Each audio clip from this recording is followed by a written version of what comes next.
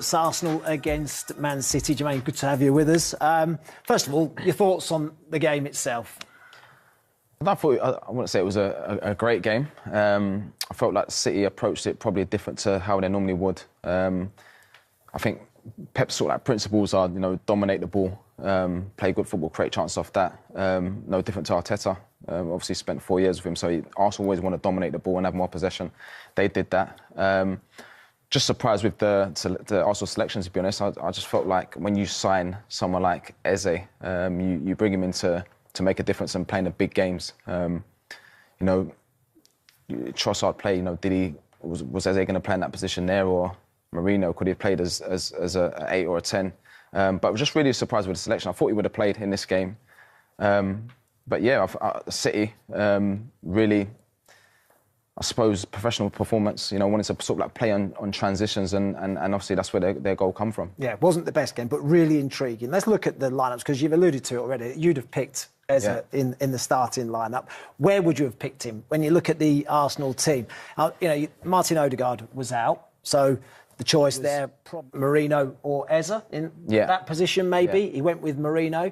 On the left-hand side, he could have picked Eze there. Yeah. Instead of Trossard, he could have picked Martinelli, who came on off the bench and ended up scoring. Madueke's been in good form on the right-hand side, so we expected him to start the game, even though Saka was fit enough for the bench. Yeah. So where would you have picked Eze? I would like to play him here.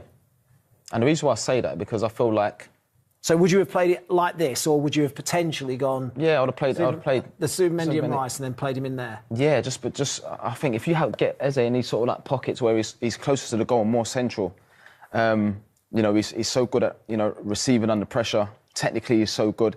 I just feel like when he's out wide and he don't really go on the outside, he'll come inside and link play. But for how good he is, I would like to see him sort of like in between those lines. Do you feel Mikel Arteta's brave enough in these big games? He's coming under for a bit of criticism, isn't he, for his selections and the way he approaches games against the big six? Yeah, I just feel like it's frustrating watching it because I think they've got one of the best squads in the league now. Mm-hmm. You look at the bench, but you just almost want them to take the handbrake off and just play and just give these players, just freedom to go and express themselves. They're top players, especially being at home.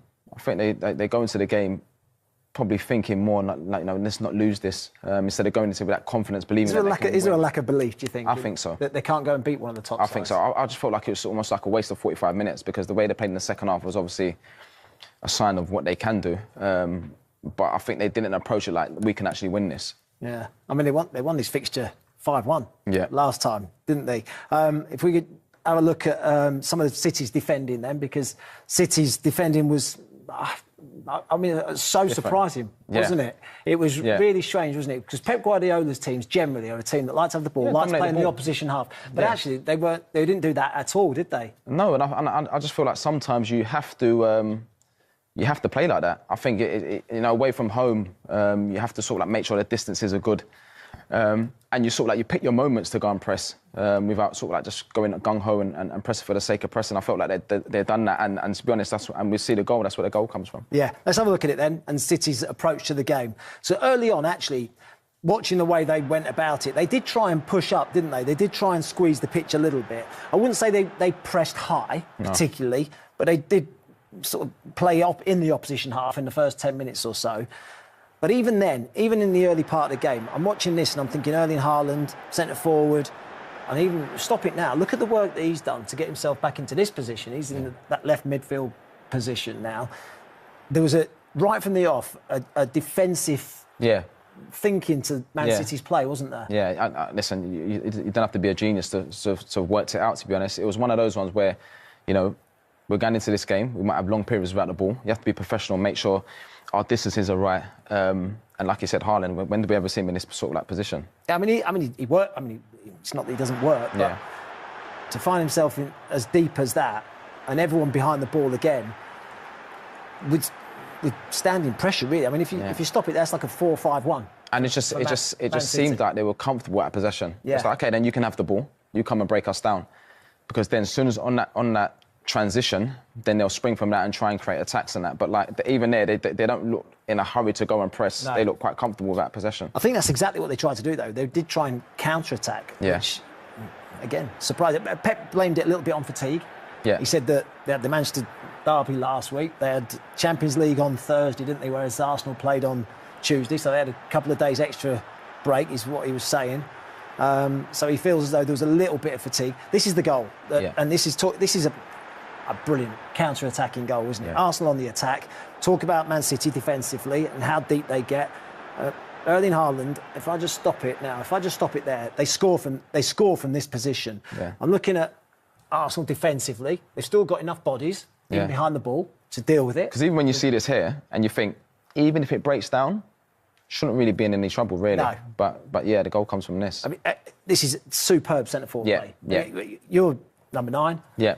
How good is this from Erling Haaland? I'll play it on slowly to start with, because his first touch when it comes to him. Yeah. Now, the way he plays it round the corner.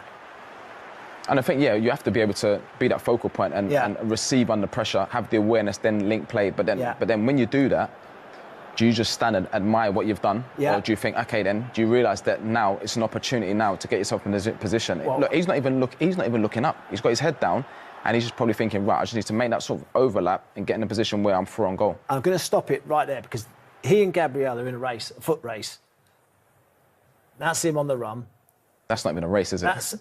There's Gabriel. Yeah. There's Erling Haaland. So they're level at this point. Yeah. They're level. I'll play it on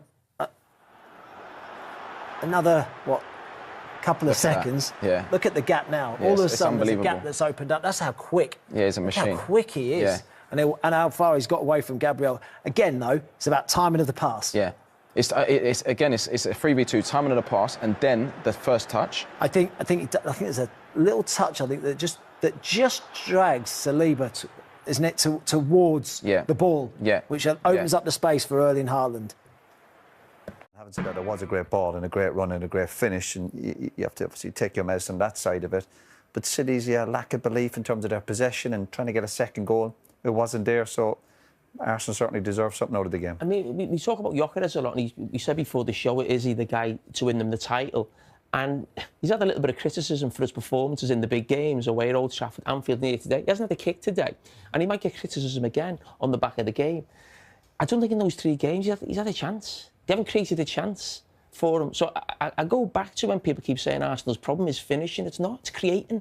They don't create enough, and he might get a little bit of stick, as I've just said, for what's happened in sort of those 3 bigger games, but they haven't created one chance for him.